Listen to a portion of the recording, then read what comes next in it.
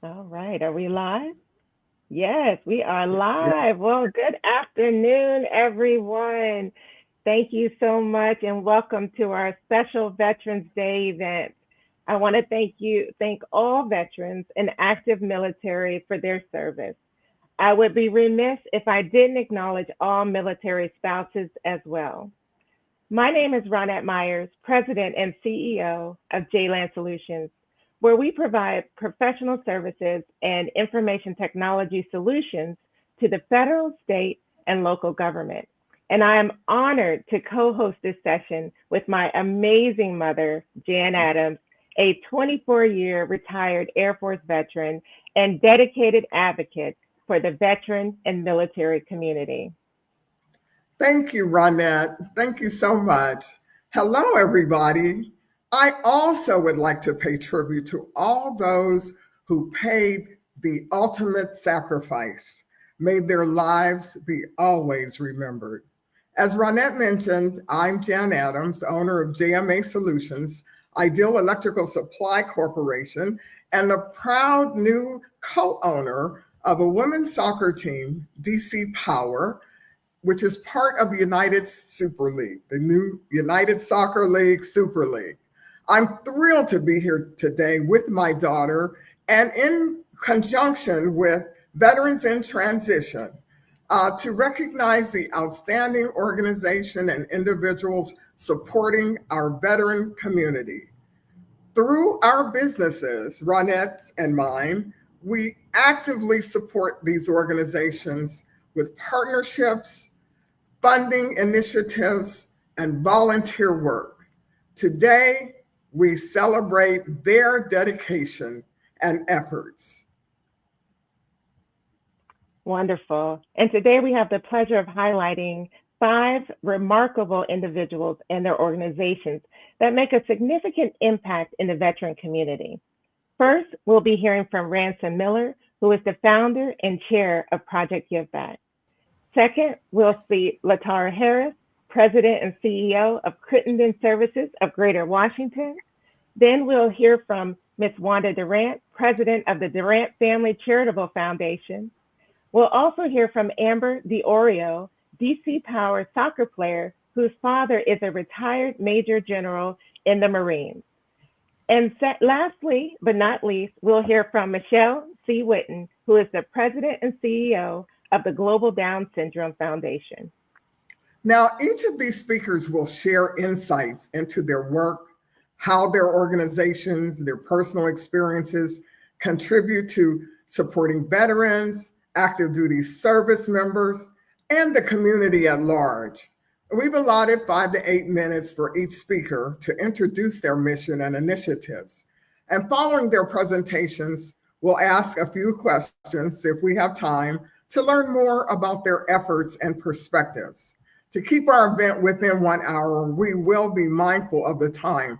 Now, one thing I'd like to add is that, these are just a small snippet of the charities that we support.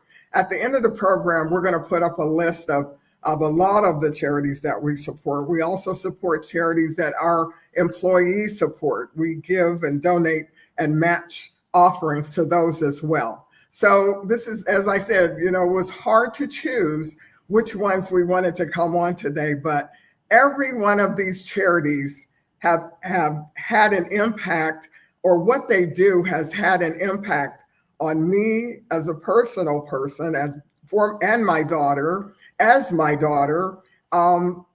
we transfer through life. So from the beginning to where I am now, everything that they do has impacted me in some way, shape, or form. So it was mainly why I chose to support them. So I'll let Ronette continue.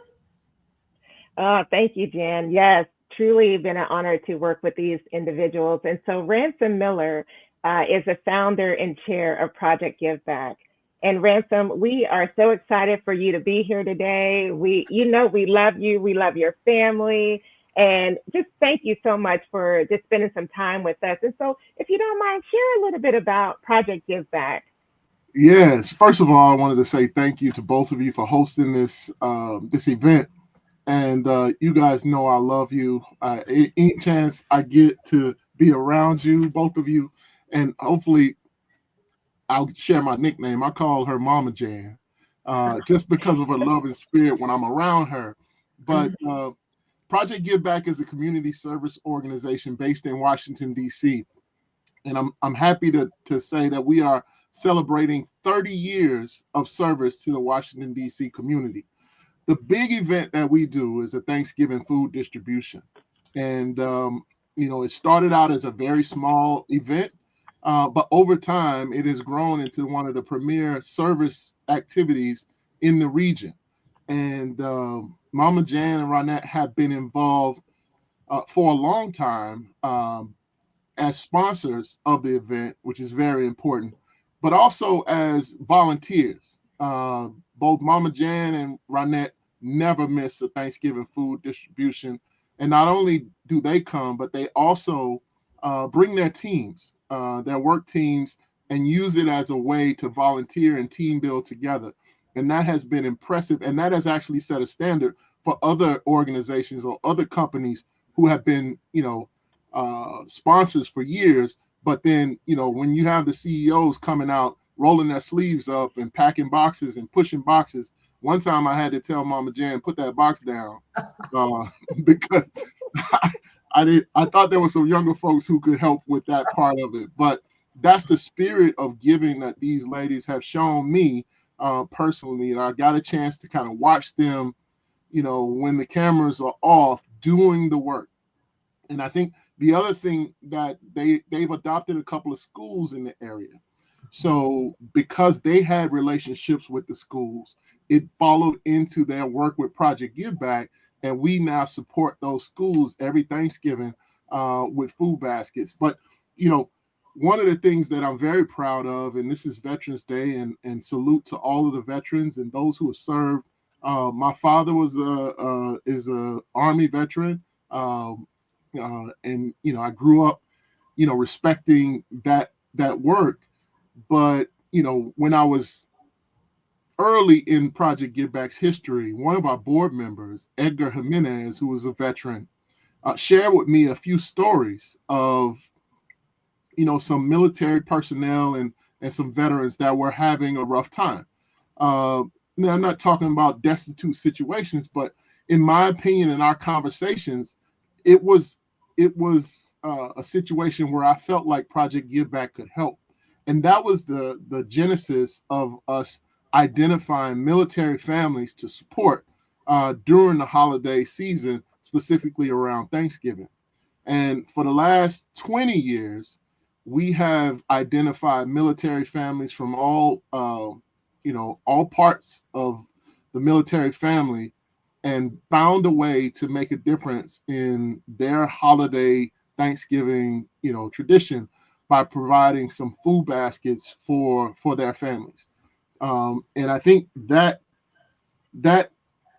introduction to some of those situations by Edgar Jimenez, who's been on our board for probably 28 of those 30 years, that exposure kind of gave us a peek into it, and now we continue to work with those families and the groups that support those families.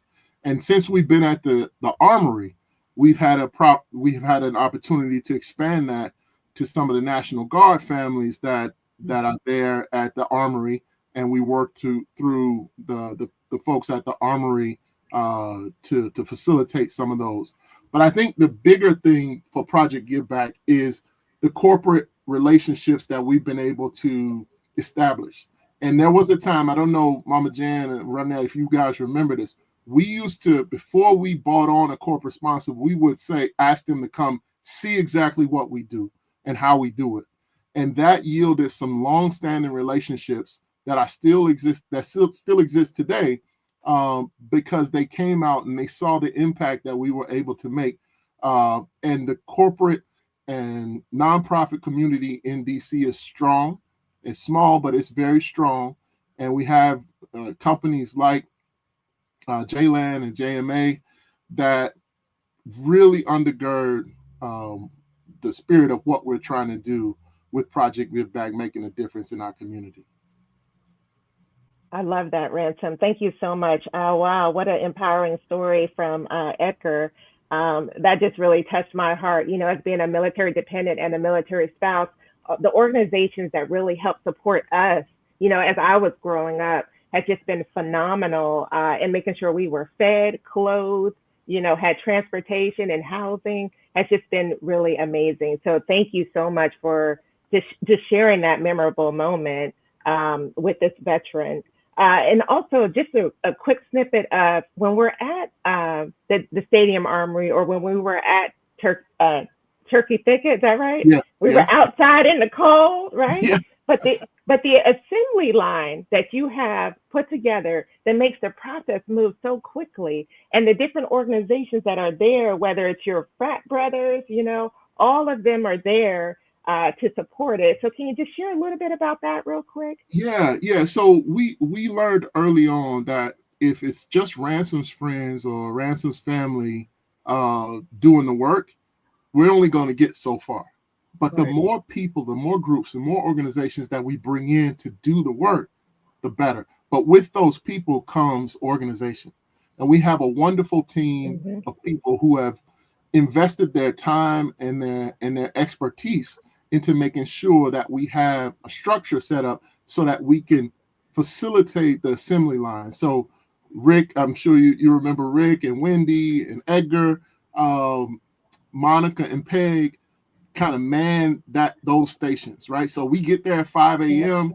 We set up the station. Monica and Peg, at the armory now we got it down pat, right? But usually if we were at a new space, we had to, figure out, okay, the potatoes are going to go here, the sweet potatoes are going to go here, and the turkey's going to go here, right? If you remember when we were at Turkey Thicket, that was during the pandemic, and Hmm. we couldn't gather in large mass, and we knew that the people still needed those meals. So we ended up going to 9 different stations, and we can only have 50 people at each location.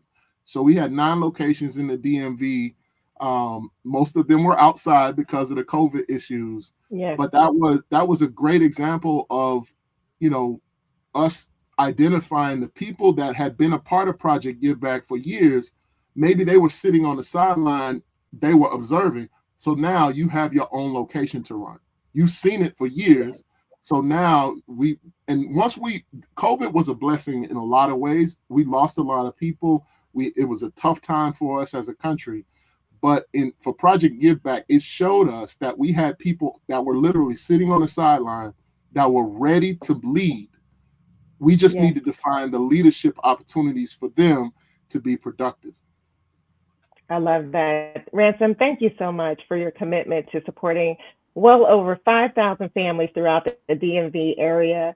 And specifically, as you mentioned, those in the Southwest community, Mhm. Miss Fisher, you know, we always going to take care of Miss Fisher, and the Yes, that's DC right. Adopted School programs, which has left a lasting impact on everybody. And Jan and I are truly proud to support Project Give Back for about 8 to 10 years now. And we will Yeah. continue to move and support you in all different ways. So thank you so much for joining us today. We Thank you for really having. appreciate you. Thank you. The only thing that will make this better is if I can get my hug from Mama Jan. So you have to save it for me. Give me a Right. virtual hug, and I'll take that on the 23rd. The 23rd of this month, we'll be at Absolutely. the Stadium Armory. We Absolutely. start there at 5. We have shifts at 5 and 7 and 10. But we look forward to making a difference in the community, and we acknowledge the support that both JLand and JMA and Ideal Electric, and I'm so excited about this DC Power thing. I'm hopefully we'll be able to connect with some of those players as well. Yes, But absolutely. we are really looking forward to this event. Uh, one other thing, if I could add real quickly, this is 30 years, but what the next 30 years looks like is really bright. We have some really young people working with us right now. And this is the first year we're going to be doing, on the 23rd, we'll be doing a distribution in Indianapolis, Indiana, Oh, Oklahoma City, Oklahoma, which is my whole hometown, and Harlem, New York. So on that day, Harlem's might be Monday, but on that day, we will do more this year than we've ever done. But Oh, my vision is to do that type of work all over the country. But I it love only it. grows with effective relationships. And thank you for the relationship we share. Thank you. Thank you so much. Thank you. Oh, that is amazing. Oh, I love that. Absolutely. So next up, we're going to have Latara Harris join us. And Jan, you'll have to share with your team in Oklahoma. You have about 30 or 40 people in Oklahoma that Project Give Back is going to be in Oklahoma City. So Yeah. welcome, Latara Harris. So good to see you. You as well. Thank you. So good to be here. Oh, absolutely. Thank you again so much for joining us today. We're truly excited to see you, to have you here to talk about Crittenden and all the amazing things that you all are doing with these young women are just outstanding. And, as Jan and I have supported the Unity Walk, and, tell us a little bit about what you got going on there. That would be great. Well, first of all, again, I echo everything that Ransom said. Thank you so much for using your platform to elevate the work that we're doing out in community. It's truly indicative of the two of you, and I'm just really grateful to be a part of your first round.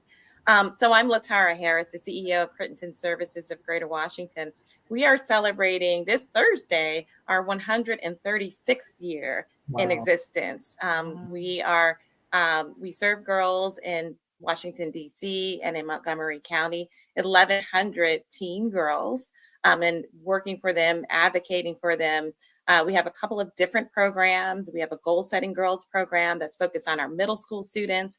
We have our sneakers programs that are focused on our high school students. And we have programs for pregnant and parenting teen girls as well. So we sort of run the gamut, have been working in this area for quite some time. The beauty of our work, it is a positive youth development model where my staff are actually in the schools with the students, meeting with them over the lunch hour or after school, giving them these messages around positive youth development and the things that they can do to improve themselves, how to even have healthy relationships, all the things that a lot of schools tend to not have time to touch on so much. But in doing so, we have a full wraparound service model. The beautiful thing about what we're doing is every single one of our girls are graduating. We have a 99 to 100% graduation rate year after year after year. So we're proud of that. We're with the girls beginning in 6th grade and then moving through the 12th grade is how we're working with them. I came on board about a year ago. Prior to this, I had been in corporate America. I actually had been, for over a decade working in the industry. Business majors. I'm very business focused, but lovely enough, I've been volunteering with Crittenden for just about 20 years, even longer. So I started volunteering kind of back to the military story. I also, Ronette, am a military dependent. Yes. So we are those DYA kids, Dependent Youth Yes. Activity Centers, those wraparound service kids. Our parents, Yes. dad was in the military until his passing, unfortunately, 3 years ago. Mom was civil service. So where he traveled, we traveled. It was my brother and myself. And so, just as you mentioned, we've always had those service models around us to help us. They took us to Disneyland and all of the places, right? And so I just wanted to, as I kind of came out in industry, saw that perhaps some kids had access to that, but not all kids had access to that. And as I was, moving through the corporate space, continuing to get promoted, doing wonderful work, doing, just incredible work in the region, it really started to hit me as I was seeing so many more attacks on women and girls. I also have a women's organization, We Empower Women, but I saw so many attacks on girls, and I knew that being in this space is where God had been calling me to lead. And that's sort of where I've been over time. Like I said, we serve girls in 2 jurisdictions. I've already, as you would think, Jan, I got in, got busy, did a strategic plan. It's already done within 7 months. We have a vision of tripling the impact of the work that we're doing over the next 3 years. Year 1, stabilization, year 2, growth, and year 3, expansion.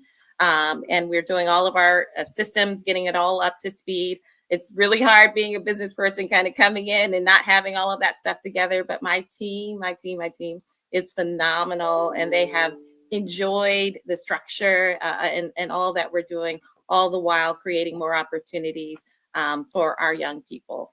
And so you mentioned the Teen Girls Unity Walk, which you all had also participated in. We already have the new date set in June, but we did that last year, where we decided that we wanted to sort of share the Crittenton spirit, the Crittenton way, right? Our girls are taught to be advocates for themselves. They're taught to experience and share unity. And so we brought together on the steps of the Lincoln Memorial our Teen Girls Unity Walk, where we had intentionally only about 300 girls out there, because I need to make sure we knew what we were doing.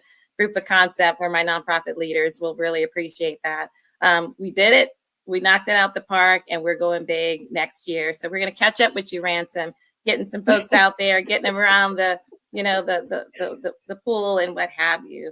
But it's just been a joy, really an honor to do this work, an honor to work with both of your companies have truly been so important. And as Ransom said, you're not only volunteering, you're getting people out, here, you're actually walking the walk, walking the walk and talking the talk. I mean, it's not often that you have individuals like yourselves, Jan and Ronette, and I truly am honored to know you, to be in your presence, and really grateful for all you're doing. Thank you. Thank you. Yes, go ahead, Jan. Go ahead. No, that's amazing. I'm from Youngstown, Ohio. We both are originally, and there was a Crittenden girls' home there when I was very young, but it was mostly at that time, many moons ago, for the unwed mothers who disappeared from school because they got pregnant, and just to see what the Crittenden services has evolved into today is just amazing. And I just, I've been knowing you for a while. We served together on the DC Chamber Board, and I know your caliber, I know your character, and for you, when you accepted the position as the CEO, I thought, wow, there's not a better person that could go and do this but you. So I just admire what you're doing. We support you any kind of way we can. Thank you for the award that you all gave me that one year. That was so touching to my heart. And I just appreciate what you do, LaTora. Thank you so much. Thank you. And I will say this, the elections brought a different level of energy, right? And we were concerned. I mean, I've already had really interesting. The elections dropped on Tuesday, and by Friday, part of our funding was already threatened. People are starting to panic, right? And so this whole conversation around women and girls and us needing to be advocates and voices and being in the spaces, it's so much more important now than ever.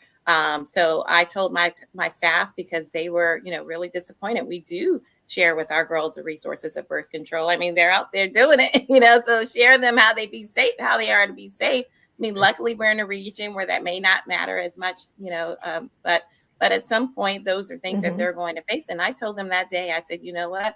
I am here. I am with you. We are 10 toes down, and we're going to get this done. So just know that, Ransom, I think I want to get some of my girls out there to be volunteering with you as well, to get them some more service hours. But we just really appreciate you all continuing to elevate our work and just continue to prioritize all the work that's happening around teen girls and women. Thank you. Thank you so much. Appreciate you. Oh, wonderful. You're amazing. Thank you.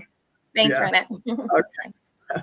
And so our next guest is a young lady who is part of the DC Power soccer team. She's a defensive player. And I asked a question of the president of the team. I said, okay, which of your young girls are, military affiliated? And it automatically came to mind Amber Del Rio. So I said, I want to talk to Amber. Amber is an advocate for military entities. Her father is as retired Marine, and he was a major, and he is working as a civil servant now at the Pentagon. And Amber is just an amazing young lady. And I just had to have her on the show to just talk about her military experience. Hi, Amber. Hello, guys. How are you? Great. Good to see you. Thank you. It's good to see you guys. I'm so honored to be here. Miss Jan, you know I love you. I see you every game day. Same with you, Renette. I love seeing you guys in the stands, and just being able to play for you guys is really a big like privilege for me. So basically my dad was he went to the Naval Academy. He played soccer there. So that's why I'm playing soccer now. I want to beat him in everything. But he was in the Navy for 5 years, and then he went to the Marines for 16 years. He was deployed 8 times, which is a little rough growing up when I'm playing soccer competitively, and I've had so many people in my life pitch in to take me to practice or take me to trainings. I've always had help from the Marines, just being on base and everything, and getting back and forth from practice and home, and then schoolwork. And then also I have 8 siblings, so there's a lot to deal with around the house. And I was really grateful for all the Marines that stepped up and all the other military families that helped us out. Yeah. Wow, see, I learned some things about that I didn't know before. So this is amazing. So now where did you fall in the realm of siblings? So I am the oldest girl, but I am the 3rd oldest altogether. I have 2 older brothers. We've all played soccer all throughout our lives, just because my dad put us in every sport, from basketball, soccer, volleyball, you name it. My brothers went to volleyball camps with me on base. Okay. So we did the boys and girls camp. So. Okay. So now do you have a message to share with other military families on Veterans Day today? Yes, we actually talked about this, Miss Jan. So I wrote a little bit of a little letter to all my little families out there, and also the children. So to my fellow military families, I want to say thank you for your dedication and your unwavering support. So on Veterans Day, we take time to support our service members and thank them, but also the families who stand beside them. We are just as essential. You are the backbone that keeps everything together during times of separation and uncertainty. Your sacrifices are both seen and unseen. There are days that are hard, and we turn to each other for a little bit of support. And I want to, like, the families and also the children to know that, like, I am thinking of them. I'm praying for them every day. This day is a reminder that our strength comes not only from those who are in the uniforms, but also the families who endure the support and love them. You are greatly appreciated, and your service is greatly admired. So that was my little letter. I made sure to write. I love it. I love it. So Amber, I want you to put in a plug for the last home game of the fall season for DC Power, if you don't mind. Yes, absolutely. I love soccer. Soccer's been my life for forever. My dad supported me. I've always had the military support as well. I know I play for the Puerto Rican national team. They put like my game up on like the big screen, and like I had so many military families watching me. So that was a great support. But so on Wednesday, we play Brooklyn FC. Gonna be an amazing game. We beat them last time, so I know they're going to come out for vengeance for us. But we are a strong, like, great team. Our defense is phenomenal. Our forwards they attack greatly. We have a fantastic goalie. And our coach is brilliant. Love him to death. So I want to put out DC Power out there. We're going to be big. We're definitely going to be one of the top teams in the league. So.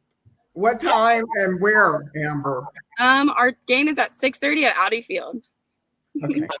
Okay. I'm looking forward. I will definitely be there. And I think, Ronette, you may be coming as well. I will be there. Absolutely. Yes. Go DC Power. Now, will your dad be there, Amber? My dad will be there. Okay. I'll get to meet him. Okay. Thank you, Amber, so much. We're thrilled to recognize you and the entire DC Power team. Your dedication to the sport and the gift of giving back is inspiring. And as a new co-owner in this league, it reflects my belief in young women like you who are shaping the future of sports and community service. So thank you so much for agreeing to participate. I really appreciate you, and I look forward to seeing you on Wednesday. Thank you guys so much, and I look forward to seeing you on Wednesday as well. Thank you. Bye, guys. Okay.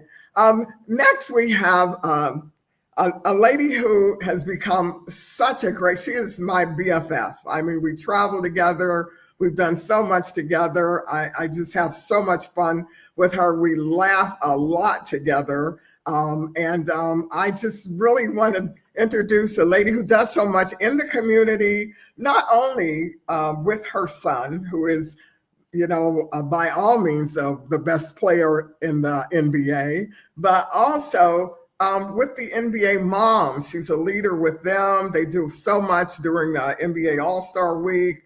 And she's just a leader. She's always been a leader. She will always be a leader. And I just love the fact that I can say that she's my friend. Welcome, Wanda Durant, to our show today. We really appreciate you being with us. Oh, you're on mute, Wanda. Good afternoon, everyone. Jan and Ronette, thank you so much for having me on the event today. And I am just so grateful for Veterans Day. And I'm not sure, Jan, if you know this, but I come from a military family. About 4 generations back have been involved in the military, and who have been in different wars, the Veteran War, the Desert Storm War. And I currently, my youngest cousin is 18, just joined the Army. And so we do have a background in military families. Even though it's extended, I understand and I've heard stories from family members how the military has been greatly important in their lives and how honored they have been to serve. My young cousin now is 18 and in a job that we don't even know. We can't even discuss his roles and responsibilities at 18. So, we're very, very proud of him. But I would like to say about Jan Adams, who is my BFF. I love her, love her, love her so much. And her daughter, Ronette, is like a sister to me. I love her. I love her entire family. I'm jealous when they get together and I'm not involved. So that's how much I love them. But I would like to thank Jan for her military service for 24 plus years. Thank you so much. When I think about Jan and knowing that our military has someone as caring and compassionate and as loving as she is, supporting military families, the military efforts, I'm honored and I'm grateful. I thank Jan for her heart is humongous. I tell her all the time that she has Janized me. Like I have fallen so in love with her because of her passion, her beautiful personality, her laugh, her smile is infectious. And so I'm just grateful to be her friend. I'm grateful to be in service with her. I am the president of the Durant Family Charitable Foundation, which is a family foundation that was started approximately 14 years ago in Oklahoma City when my son played there. And in the last 5 years, we've moved headquarters here to Prince George's County. And whenever I call Jan or Ronette to support any efforts that we have to support the youth and families in our communities, without a doubt, they are there. All they ask me is, what is it that we need? And sometimes I feel a little embarrassed because I have to call on them all the time, but I know that their heart is big and they know that there's synergy in what we're doing and how we support the community. So I'm so grateful for that. Also, I am the president of Our Mothers, Inc., an organization of professional basketball mothers, veteran mothers, and coaches of the NBA. We call upon Jan every year for our annual give back during All-Star Weekend, and without a doubt, she's there always saying yes. And hint, hint, the call is coming for 2025. Hopefully, you will be able to join us um, coming up in February. Our goals for and the reasons why we felt that the headquarters here at Prince George's County was the best possible way to support the community is because this is where we are from. Our headquarters is approximately a quarter of a mile from where I raised my children, where my children went to high school for a short time. And it's the community that we are most familiar with, because this is the community that we grew up in, and some of the same struggles and concerns that communities are facing today, I faced while raising my sons. And so we felt it was imperative that we come back home and show home that we are in support of them, that we know them, that we love them, and that we are family. We have programs with college preparatory, a first generation college preparatory course for first generation college students. We follow them for 10 years, starting in ninth grade. We help them to maintain a certain GPA, 3.0 GPA. We help them with college entry programs, help them prepare for the SAT, help them to apply for scholarships, and help them with the application process and becoming college students. And while they're on campus, we help them to navigate what that looks like, how to decide the courses, their course um, priorities, what courses they want to take, what career they want to pursue.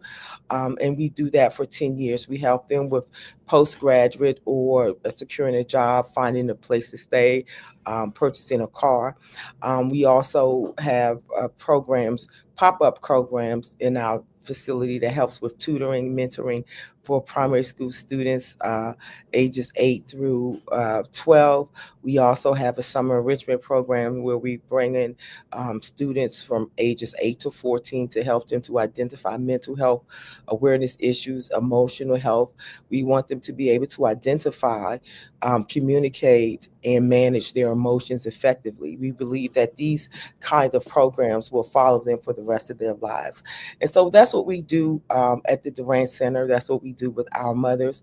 And I'm so glad that Latara is on here, because our mothers is looking for a signature program that we can support. And the Crittenden Greater Crittenden program in Greater Washington would be an ideal program for us to examine and to see how we can assist school-age parents, which I just recently learned that's what they call them now. So Latara, I will be reaching out to you. And also, Ransom, we have some family and friends in Oklahoma, but I'm sure we'll be able to help in volunteering or possibly need some of your service. So thank you so much. And also, Miss Amber, I am so honored that you are here in Washington, D.C., that we at the Durant Family Foundation can partner with DC Power to see how we can collaborate on community efforts. And that's why I do. And the reason why I do what I do is because I love our community so much. It's not just about what we feel as a family. It's not just about what we can give or what we can get back, but how is that we give and have passion for our fellow citizens who live the lives that we've lived. And so that's why we do what we do at the Durant Family Foundation and Our Mothers Inc. Wow. I hope, I hope that wasn't on the cutoff. No, it's amazing. It's just amazing. All the things that you do, Ronette, and I know that you want to say something as well, because Like Dan said, just amazing. How much you all are doing in the community. Even the food drives that you all do to support the families in Prince George's County and throughout the DMV area has just been phenomenal and touched us in so many ways. And so we are grateful for the opportunity to come out and support. And I believe, Latara stated it, and Ransom as well. When y'all call, we lean in, right? Time, our treasures, and our talents, whatever it is that we can do, we're there to help support. So thank you so much. Yes. Go ahead, Jen. I'm sorry. Go ahead. No. Go ahead, Juan. And I was just going to say, as Latara was saying, now after the elections, we too had an internal meeting of how we have to strategize with our funding at this point, because a lot of people are uncertain. But being a woman of faith, I know things are going to work out for all of us because we have a heart to give. So. Right. And I'm just amazed that, you look at the choices of people that we asked to come on here today. Of course, our hands were we're guided by an above power, okay, a power outside of us, to see where each of you could touch each other in some way. So this was just, it's just an amazing. And so thank you so much, Wanda. Everything that your foundation does, the uplifting communities, I mean, it's remarkable and inspiring. And the fact that you volunteered to partner with DC Power, and I just really, really thank you so much and appreciate what you're doing. So thank you. Thank you. And last, I'm sorry, the last person who's we're going to talk to today is Michelle C. Witten. She is the president and CEO of the Global Down Syndrome Foundation. Now, I have to tell you, this was all these choices were strategic for me. Michelle, you just don't know how much you mean to me and your organization and what you do. And I have not mentioned, but a lot of you know that my youngest brother was born with Down syndrome. He passed in August at the age of 65 years old, which is, very great for a Down syndrome individual to reach that age. So we were very, very grateful that he was with us as long as he was. And he had such a great spirit all his life. He and there are 5 children in my family. I'm the second oldest and he's the youngest. But he and I were the closest I was closer to him than I was to any of my other siblings. And I feel as though he was closer to me too, because when my mother would leave town or leave the country, she went to the Holy Land once, and he says, she asked him, who do you want to stay with? And he says, I want to stay with Janice. And I was living in San Antonio at the time. So she put him on a plane and flew him to San Antonio, and I kept him until she came back. And there's a picture of me, my brother, and my mother at my military retirement ceremony. And so he did get to travel with me to a couple of locations where I was stationed. And I was just so grateful that he was in my life for as long as he was. And he brought so much joy to my life. And probably a lot of my outlook on life is because of him having been in my life. So meeting Michelle and her team when they come to Washington, D.C. has just been a godsend. And Michelle, I'm not going to steal your thunder because I want you to talk about, some of the things that you do to advocate for those who cannot advocate for themselves. So thank you so much for being here with us today. I really appreciate it. Thank you, Jan, and thank you, Ronette, for having me. Obviously, I want to have a huge thank you to Jan and her whole family for inviting me and supporting the Global Down Syndrome Foundation. As the last speaker, I have to say, I am so impressed with all the other speakers. I've seen the list that your organization gives to Jan, but to put a face to the organization and hear the great work. And by the way, this is what Jan does. It's her magic. She brings people together. So I'm actually going to come after Ransom and see how we can do the holiday thing for our kiddos and families that have Down syndrome. So I think there's a lot of connectivity that she's bringing to the table.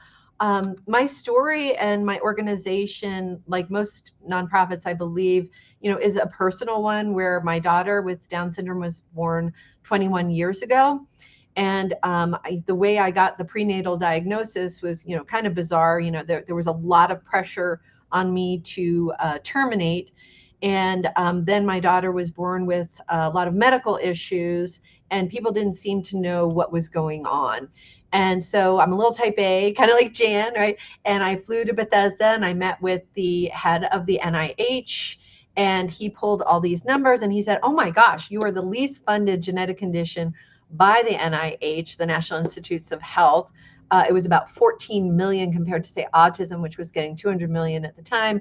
And he said, if you do one thing, create an institute for research and medical care, autism has it, Fragile X has it, you don't have it. So I set about then creating the Global Down Syndrome Foundation and an affiliate model, Cernic doing research, the C Center doing pediatric care, the Global Adult Clinic. But then I was like, oh gosh, how do we get NIH to fund Down syndrome more? And Jan was right there. I can't even remember, Jan, do you remember how we met? But hearing about her brother Keith was so impressive to me. Obviously we want people who care about our children and adults. Here is a family, a sibling who not only loves her brother, but the way her mother and her whole family took care of him, staged it so that as he got older, he was in a beautiful place where other people could help support him. I mean, it's a real testimony to Jan and her family and how they included her brother in everything. And inclusion is a big part of what we do. Anyway, Jan helped us strategize and create the Acceptability Gala, has been on that event committee from the very beginning. And we were just so taken aback at everything she brought to that table. Of course, from Global's perspective, we're not pro-choice, we're not pro-life, we're pro-information. And we, however, we're fiercely anti-eugenics. If you say people with Down syndrome shouldn't exist, we're going to have a problem with you. So Acceptability Gala was created giving a Quincy Jones Award to a Republican and a Democrat, and then having the ambassador with Down syndrome. So, bipartisan, bicameral. And I have to say, people with Down syndrome bring people together. And we've seen this. We've done workshops with veterans and with active military duty members, as well as their spouses. And, everybody is the same. When you're in the boat, when you get this diagnosis, when you're looking for resources, everybody is in that same boat, just trying to do the best for their child. And what we do is we provide really important resources, the prenatal and newborn pamphlet. We created the first ever global adult guideline. There was no health guidelines for adults with Down syndrome. And now we've collaborated with the American Academy of Pediatrics to translate, because there are a lot of people who don't speak English in this country who have kids with Down syndrome. And we're translating the American Academy of Pediatrics health supervisions for children and adolescents into many different languages, and then partnering outside of the country with many, many organizations. Right now we're in about, I think, 14 countries, and getting those important resources in language and eventually culturalized. We have to take one step at a time. But Jan and her organization's support for what we do, kind of shoulder to shoulder with me. She's been building out this with us in DC. And I'm happy to share that because of our lobbying of Congress, now the funding for Down syndrome research and medical care, when my daughter was born, was 14 million. Today it is 3 million. So that's really exciting for me. And we're bringing Jamie Foxx. This is new, Jan, hot off the press just last night, on December 4th to the Capitol. And Jan, you are going to be there with us, I hope, and help receive him and bring the DeAndre Dixon Include Project Act over the finish line. So that's our big bill that we're trying to get passed for Down syndrome research and medical care. So thank you so much for having me. Michelle, and you know what you said is just a very little drop of all the things that you do. The fact that you advocate and are talking to congressional members to try to get more funding, you go to the National Institute of Health and solicit them to do more research on Down syndrome and why and what it is that infects them that doesn't affect other people, or this, that, and the other. I mean, it's just so amazing. I can't even begin to use the words that you can use to do all that. But I'm so grateful, and I'll always be forever grateful and in your debt for what you did to help me, and in other words, through me, helping my brother. So I'll always be an advocate and a supporter of the Global Down Syndrome Foundation. Now, Michelle, a lot of people still, are embarrassed. They try to hide their children who are born with Down syndrome. They feel that they did something wrong. And, why does that still exist? I think it's less than it used to be. I think my mother may have started out that way because she kept my brother in the house. I'm just not sure what was going through her mind. But I think as we see the children more on TV, we see them out working jobs. Yeah. And I think that helps to help with people's perspectives on what their child can do if you will allow them to get training to do some of those things. Can you speak on that a little for me? Sure. I think in the US, we've inherited the baggage of a terrible, really discriminatory history where, by and large, our children and adults with Down syndrome and other intellectual disabilities were institutionalized. Think Willowbrook, right, in New York. And they were used for scientific experiments. In fact, one doctor, created the, vaccine for hepatitis C or one of those diseases. So, we have this baggage, we have this background, and there's residue from it. And then the 1970s, 1980s, there was the inclusion movement. We stand on the shoulders of those people. And now that people are included in schools, like they weren't included in schools.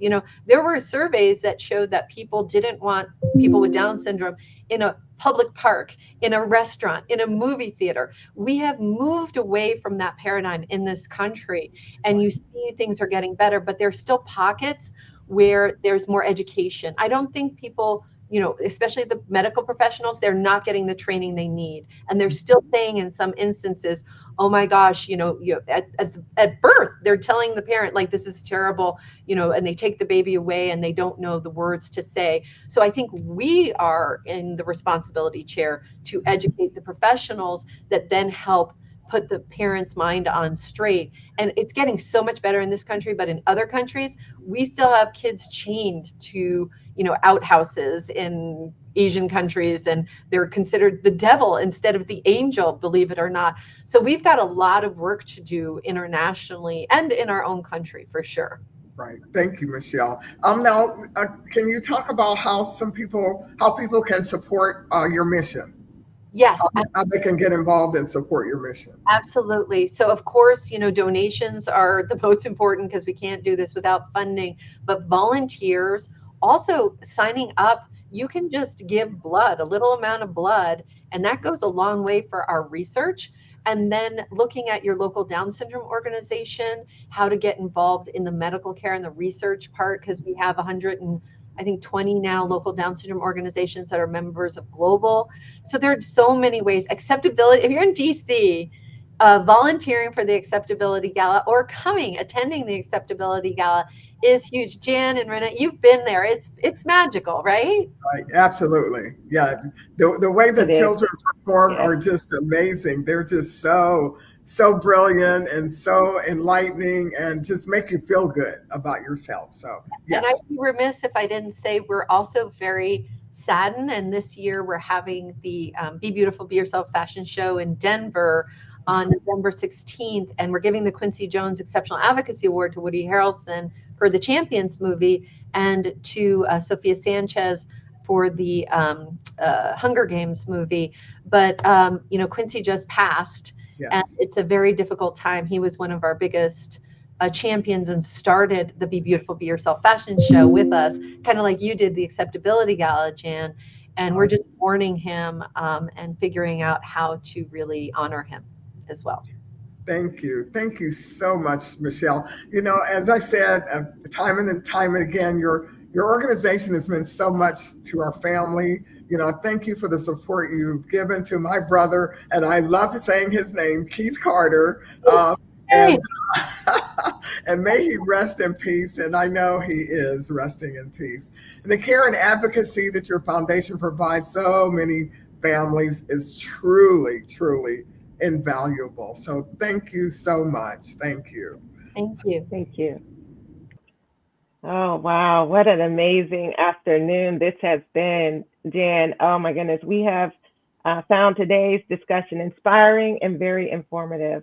Supporting veterans and active duty service members is a collective effort, and we're grateful for those incredible individuals and organizations, and just so grateful for everyone who showed up today, shared about their organizations and their commitment to helping so many people, as are we. And so we just want to say thank you to everyone. Jan, would you like to add to that? Yeah, so I just wanted everybody to know, and some of you already know this, when COVID shut the city down, the country down, Ronette and I put our heads together and we thought we would put something together called Business Monday. It was a Instagram live stream where we talked about how you could start a business, grow a business, and grow and nurture your business. And so it was really a pretty big hit. And so then when everybody went back to work, well, virtual or whatever, we found ourselves so busy that we just couldn't keep it up. And but we get a lot of comments on occasion that people really miss it because people start businesses a lot of times when there's an economic downturn. So it was a perfect time for people who were thinking about it to put their thoughts together and make it happen. So Rodney Miner, who is the head guy for what we're doing today, he is an amazing, he has an amazing mind. He does a lot of veteran type shows, live stream, and also on WHUT TV, which is Howard University Television. Rodney runs this foundation, and his Veterans in Transition is his organization. And I want to just take a moment and thank Rodney for all that he's done to make this happen. So, Rodney, are you there? I know you hate coming on the Yes, screen. I am. And Michelle, I owe you one because you saw how relaxed I was. I was not expecting that, Jan. No, I just want to thank you, Rodney, for all you do for veterans. You're a veteran, and I just appreciate it. Really do. You're more than welcome, but I must correct you there, Jan. I am not a veteran. Okay. Right. But a quick story. I met a Marine. We became friends, and he and I collaborated and worked together. I've shared this with you. And so from that, became a television show and platforms of this nature. And prayerfully, as we move forward to undergird and support what you and Ronette are doing with Business Monday, which I think was an excellent idea. And I've inquired about it, and I want to support you in that endeavor, as well as I knew that you were engaged within the community and supporting, but I didn't know to what extent. And today revealed that to me. So more than happy to support anything that you do, man. Thank you, Rodney. Thank you so much. We appreciate you. Before we do close out the show, though, I would like to put up the slide that shows all the charities or a lot of the charities that we support. There are others that aren't on there, but there is one that at least gives you some idea of some of the entities we support. I get asked the question, well, how do you decide who you're going to give to? And, and I cannot answer that question because it just depends on how much money I have and when the money runs out. But there are certain ones that I definitely do and will support and continue to support. But it's hard, everyone has to judge for themselves, what's important to them, what is their family member, have they gone through, what is it that you think is important enough for you to give your money to. And there's so many charitable organizations and foundations and nonprofits out there. And I wish that I had enough to give to all of them. But, of course, that's impossible. So, we're part of the DC Adopt a School program. We're very proud of that. We give back to scholarships in our hometown. We do funding for as Ronette mentioned, there's a lady in Southwest DC who, and I'll just tell the story really quick because it's an important story to tell. She had 2 children. Her sister had 5 children. Her sister passed away, so she took her sister's 5 children. So now she has 7 children. She lives in the projects. She doesn't work because she's sickly. And so just before school, we give money we give children actual school outfits. We buy supplies for them for school. We give them food baskets from Ransom for the holidays. We give them Safeway gift cards during the year to buy groceries for their families. So, it's nothing for us to get a call on a Saturday or Monday and saying, I need some help with groceries. And what do? We make sure that they have groceries. So these are just some of the small things that we do, but we just love that we're able to do them. And another person, and I'm finished on my horse here about giving back. But one other person that we really want to thank is Doug Gillum, who put our flyer together and did a lot of our graphics for us. So thank you, Doug, for that. So Ronette, I'm going to let you close it out. I think I've said enough. I just want to thank everybody who was here today and for the knowledge that you imparted. Thank you so much. I appreciate it. Thank you. And I see we're out of time. Thank you all so much for everything. We really appreciate you. Have a wonderful and happy Veterans Day. Yeah, happy Veterans Day to all of our veterans. Thank you. Take care, everybody.